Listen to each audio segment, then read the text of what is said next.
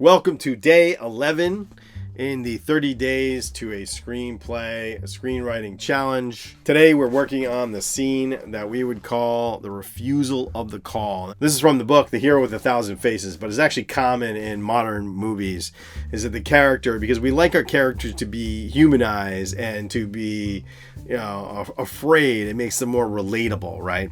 And this is a very important scene too. This is called the refusal, because basically what it does is it establishes the stakes for the story. Without the scene, the stakes may not be clear. So this is a really great way of getting the stakes across to the audience. The characters offer the journey and they refuse. And they could refuse outright. They might just say, "No, I ain't gonna do that." Like Luke Skywalker says, "I can't go fight the Empire. I gotta farm the moisture tomorrow." Yeah, he's a moisture farmer, right?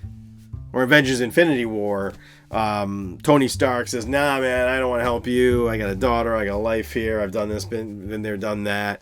Mommy told me to come and save you. Good job. I'm saved. I wish you were coming here to ask me something else. Anything else.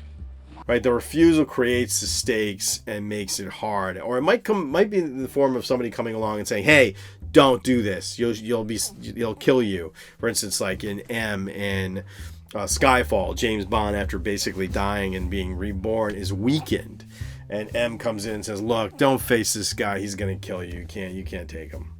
So, in some way in this scene, somebody is going to come along and create the stakes for our character, whether either through refusal or through another character establishing how difficult this is.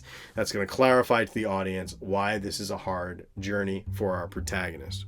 Now tomorrow, a scene is going to come along and it's going to force them to go on that journey whether they want to or not. So that's what we'll be doing tomorrow. Check in then.